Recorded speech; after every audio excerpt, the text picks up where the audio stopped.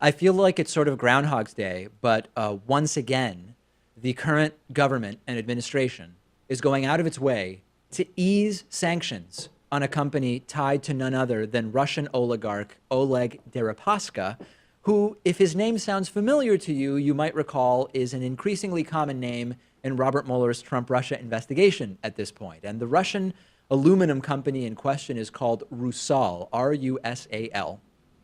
It was sanctioned earlier this month. Why? Because of allegations that they were involved in all sorts of illegal activities, including money laundering, extortion, and even ordering a murder. That firm is tied to Oleg Deripaska. He's a Russian oligarch who's tied to Vladimir Putin.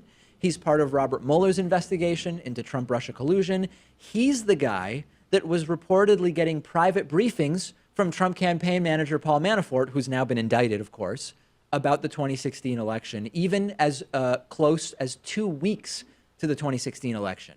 This was a decision made by the Treasury Department, and what it will do is extend by 6 months a sort of wind-down period during which American and foreign entities can keep doing business with Rusal without being penalized. And the Office of Foreign Asset Control is reportedly considering lifting sanctions altogether on Rusal. Now, of course, it might just be the optics that are atrocious here, but why would Trump's Treasury Department, run by, of course, Trump's selection Steven Mnuchin, why would they want to relieve sanctions on this one firm that just happens to be Trump connected, and it just happens to be connected to Russian oligarch Oleg Deripaska, who in his own right is connected to Donald Trump? Nothing to see here, just pure coincidence again in this long and quite frankly unbelievable string of coincidences. Very, very difficult to believe. And something like this happens, and all of a sudden, I sound like one of those US Treasury conspiracy theorists yelling about how there's no oversight on the Treasury. They can do whatever they want. What happened to checks and balances? And then I remember, oh, right, the people meant to check and balance the Treasury are in the middle of the entire scandal. It's the Trump White House that could try to balance out or check the Treasury. It's the Republican-controlled House and the Republican-controlled Senate that could conceivably check and balance the Treasury. They're not going to do it. No one's going to do it. And instead, we are de facto easing sanctions on the people we're supposed to be targeting with the sanctions. And it all goes back to hyper-normalization.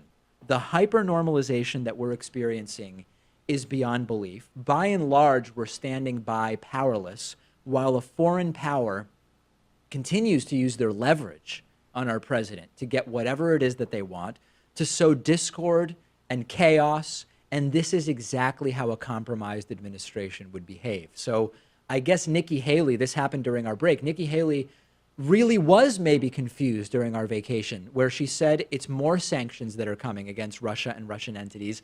And in fact, we're removing sanctions against Russian entities. And in the end, they're doing this so openly because they think they can get away with it, because they probably can. They probably will get away with it.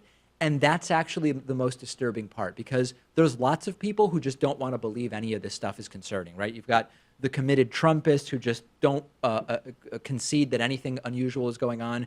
You've got elements of the left that are very disturbingly pretending or claiming or believing, they've been convinced arguably, that nothing is going on with Russia. And more than likely, nothing will actually come of this stuff. We'll see what happens with Mueller's investigation, but they are going to get away with this stuff.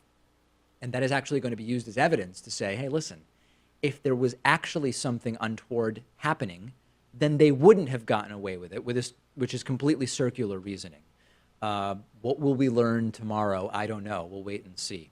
Send me your thoughts. You can discuss this on our Reddit discussion forum at davidpakman.com/REDDIT. We will take a break and be back next with Stephen Bonnell, known to many in our online audience as Destiny. Today's episode of the program is made possible in part by CoinSchedule, which is a listing site for cryptocurrency ICOs that's been around since 2016, and was actually one of the first websites to show helpful listing information about ICOs, where you can look them up by name, by industry, by start and end date, and you'll get from CoinSchedule a score for each ICO that can help you better assess how careful you should be if you are looking at investing in any particular ICO. CoinSchedule, like me, says that they hate scams. And one of the guys from CoinSchedule was actually telling me about how they do everything they can to weed out the scam ICOs so that they straight up don't appear on their website. And it seems that they've learned a lot from doing this over the past 2 years. CoinSchedule is also a really good resource for finding information about upcoming cryptocurrency related conferences. They also post crypto news. And if you're watching this on YouTube, I've put a link to the CoinSchedule website at the top of the description. To be clear, nothing on CoinSchedule should be considered personalized investment advice. ICOs are risky. Everybody should do their own research and make the decisions that are right for them.